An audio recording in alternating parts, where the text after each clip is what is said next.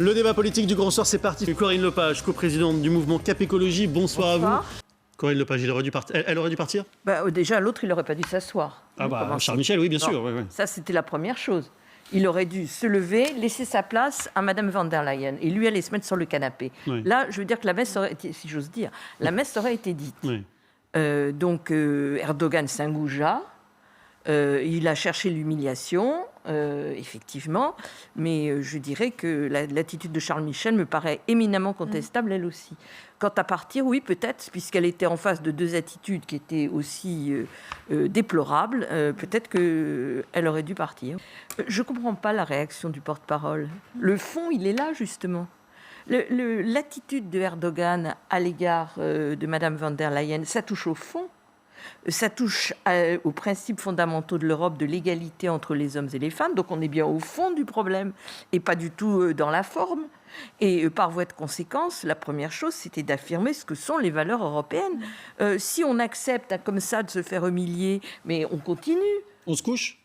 Écoutez, oui, d'une certaine manière. Ça veut dire quoi, un agenda positif à M. Erdogan ? C'est continuer à nous cracher dessus comme ça, puis on dira rien, on sera content et on va vous remercier.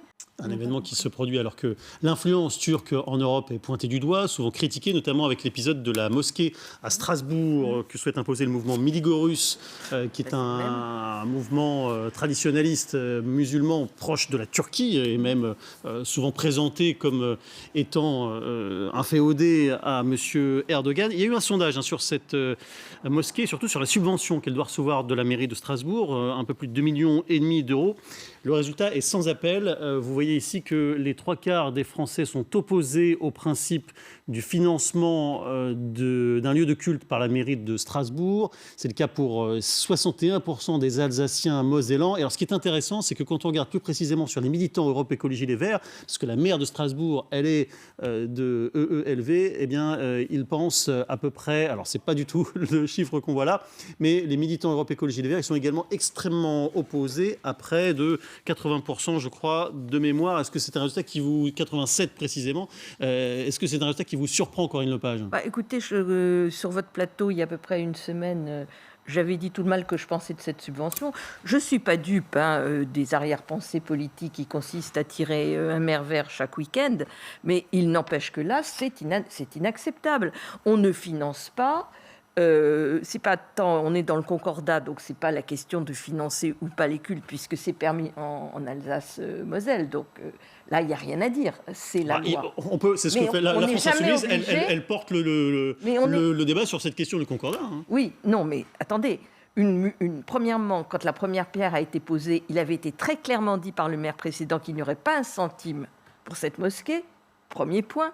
Et deuxième point, une commune, je parle sous votre contrôle, Madame le maire, n'est jamais obligée de verser une subvention. C'est pas vrai. C'est pas parce qu'il la demande qu'il y a le droit.